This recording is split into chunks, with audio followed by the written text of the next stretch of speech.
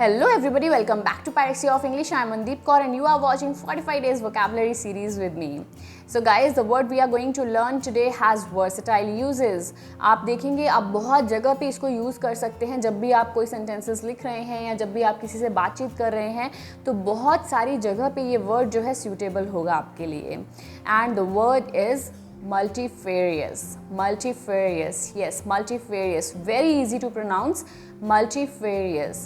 Multifarious means having or occurring in different varieties, many in number and of different types. मतलब कि कोई भी ऐसी चीज़ें जो नंबर में ज़्यादा हैं और सारी के सारे जो हैं अलग ओरिजिन से हैं या अलग अलग टाइप के हैं, डिफरेंट टाइप्स के हैं.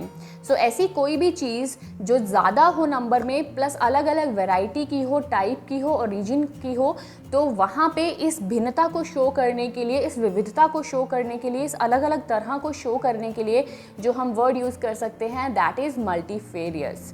मल्टीफेरियस, मल्टी मीन्स वैसे ही पता है हमें सबको कि एक से ज़्यादा जो चीज़ होती है उसको हम मल्टी बोलते हैं. तो मल्टीफेरियस मीन्स कोई भी ऐसी चीज़ जो अलग अलग तरह की है, बहुत डिफरेंट टाइप की है, ज़्यादा नंबर्स में है, तो और ज़्यादा नंबर वाली जो चीज़ें हैं वो सारी की सारी अलग अलग भिन्न भिन्न प्रकार की हैं. तो उन चीज़ों को, उस वैरायटी को शो करने के लिए हम यूज़ कर सकते हैं word multifarious. Yes, multifarious.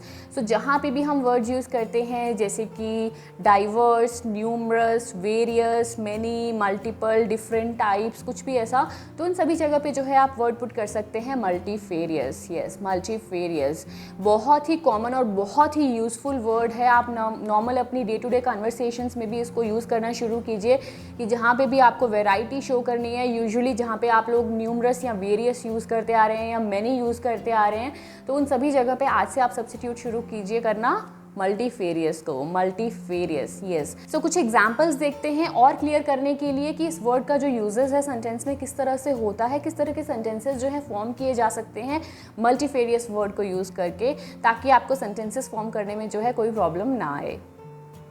So the first example is there are multifarious reasons to this problem. मतलब कि इस प्रॉब्लम के पीछे एक नहीं काफ़ी सारे कारण हैं भिन्न भिन्न प्रकार के.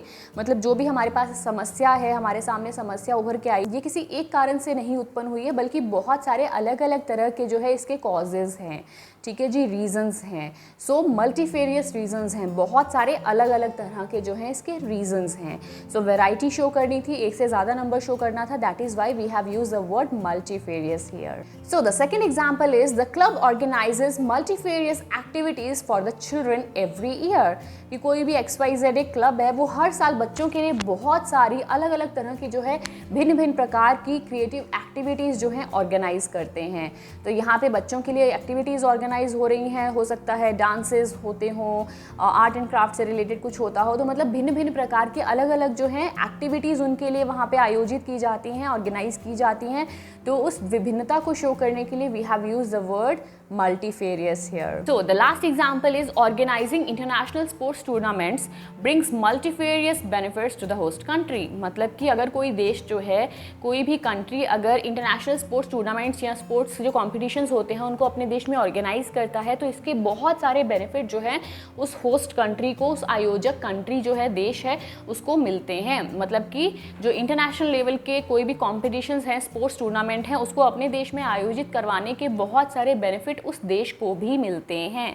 ठीक है जी. तो ये तीनों एग्जाम्पल्स जो थे, तीनों के तीनों आपके राइटिंग टॉपिक से मैंने लिए हैं. जो फर्स्ट एग्जाम्पल था वो आपकी थीसिस स्टेटमेंट में आप एज इट इज़ यूज़ कर सकते हो जब भी आपका कोई प्रॉब्लम सॉल्यूशन वाला ऐसे आता है, रीजंस वाला ऐसे आता है, कॉज रीजंस वाला, तो आप वहाँ पे यूज़ कर सकते हो. जो लास्ट वाला एग्जाम्पल था वो भी आप एज इट इज़ यूज़ कर सकते हो. आपके बहुत सारे क्वेश्चंस बनते हैं स्पोर्ट्स टूर्नामेंट से, इंटरनेशनल स्पोर्ट्स टूर्नामेंट से रिलेटेड, उसके ऑर्गेनाइजिंग के बेनिफिट्स, प्रॉब्लम्स, इम्पैक्ट्स ऐसे ऐसे आपके आते हैं. तो जब वहाँ पे ऐसा कोई ऐसे आता है तो आप इस सेंटेंस को एज इट इज़ यूज़ कर सकते हो. प्लस इसी तरह के सिमिलर बहुत सारे सेंटेंसेस आप मल्टीफेरियस वर्ड जो है उसको यूज़ करके बना सकते हो. सो जो आपको इंट्रोडक्शन होता है किसी भी ऐसे का या जो कंक्लूजन होता है, उसमें भी आपको बहुत मौके मिलेंगे इस मल्टीफेरियस वर्ड को यूज़ करने के. सो अब से जब भी आप प्रैक्टिस कर रहे हैं राइटिंग की, तो आप देखना कि किस किस सिचुएशन पे, किस किस जगह पे जो मल्टीफेरियस वर्ड है वो आप पुट कर सकते हैं. So start practising this word till we meet tomorrow with a new and more exciting word. And if you are new on this channel, then don't forget to subscribe the channel and hit the bell icon. Till we meet the next time, bye bye, see you.